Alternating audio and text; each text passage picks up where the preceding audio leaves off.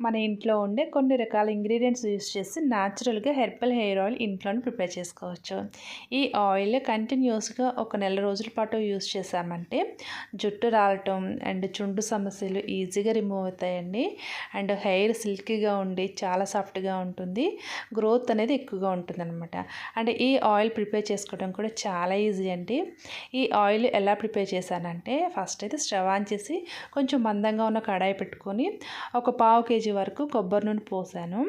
ఈ ఆయిల్ నేను మిల్లు దగ్గర నుంచి తీసుకొచ్చానండి. ఇంట్లో ఉన్న కొబ్బరి ముక్కలతోటి ఇలా ఆయిల్ తెచ్చుకున్నాను. ఈ ఆయిల్ కడాయిలో పోసి మంటని సిమ్లోకి అడ్జస్ట్ చేసుకోవాలి. ఇందులోనే కొన్ని అలోవెరా స్లైసెస్ సన్నగా కట్ చేసుకుని వేసుకున్నాను. అండ్ అలాగే కొన్ని మందారాకులు కూడా వేసాను. అండ్ ఒక పెద్ద సైజు ఉల్లిపాయని సన్నగా ముక్కలుగా కట్ చేసుకుని వేసుకున్నాను. అండ్ 2 స్పూన్లు మెంతులు కూడా వేసాను. ఉల్లిపాయ ముక్కలు కొంచెం లావుగానే కట్ చేయండి, ఎందుకంటే తొందరగా ఫ్రై అయిపోతాయి కాబట్టి. అండ్ గుప్పెడు కరివేపాకు అండ్ అలాగే మందార పువ్వులు వేసుకుంటున్నాను. మందార పువ్వులు ఫ్రెష్గా ఉన్నవైనా పర్వాలేదు, వాడిపోయినవైనా పర్వాలేదు. ఇలా ఇవన్నీ వేసిన తర్వాత మంట ఫస్ట్ నుంచి లాస్ట్ వరకు సిమ్లోనే ఉండాలండి. అప్పుడే మనకి ఆయిల్ పర్ఫెక్ట్గా రెడీ అవుతుంది. ఇలా కలుపుకుంటూ ఉంటే కొద్దిగా కలర్ చేంజ్ అవుతూ ఉంటుంది. మీరు కావాలనుకుంటే ఇందులోకి భృంగిరాజు ఆకులు అండ్ అలాగే కొంచెం గోరింటాకు కూడా వేసుకోవచ్చు. ఇలా కొద్దిగా ఫ్రై అయిన తర్వాత ఇందులోకి ఒక స్పూన్ ఫ్లాక్స్ సీడ్స్ వేసుకుంటున్నాను. ఫ్లాక్స్ సీడ్స్ ఫస్టే వేసామంటే తొందరగా కలర్ చేంజ్ అయిపోతాయండి.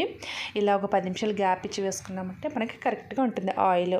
చూడండి, కొంచెంగా ఇవి ఆయిల్లో ఫ్రై అవుతూ కలర్ చేంజ్ అవుతూ ఉంటుంది. ఇలా బబుల్స్లో ఫామ్ అవుతుందన్నమాట. మనకి ఆయిల్ రెడీ అయినట్టు ఎలా తెలుస్తుందంటే ఇవి పూర్తిగా కలర్ చేంజ్ అయిపోయి ఏమాత్రం నురగ లేకుండా ఈవెన్గా ఉంటుందన్నమాట. ఇలా నిదానంగా రెడీ చేసుకోవాలండి. అప్పుడే మనం వేసిన ఇంగ్రీడియంట్స్ అన్నీ కూడా ఆయిల్లో చక్కగా కుక్ అయిపోయి ఆయిల్ చక్కగా ఉంటుందన్నమాట.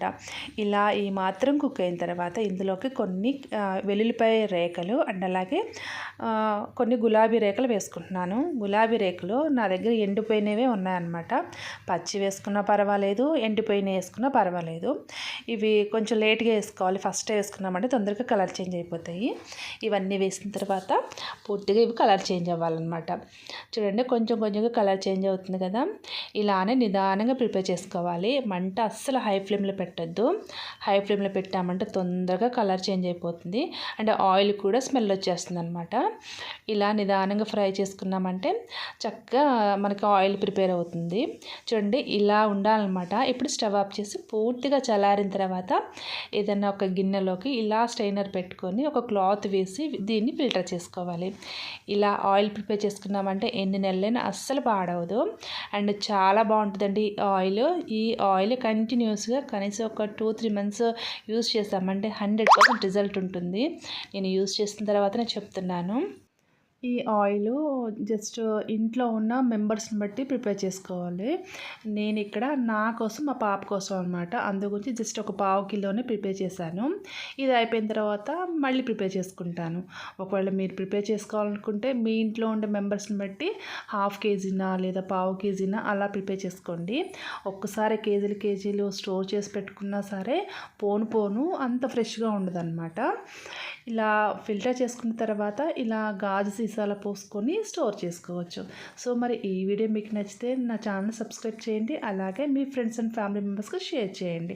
నా వీడియో నచ్చితే లైక్ చేసి సబ్స్క్రైబ్ చేయండి.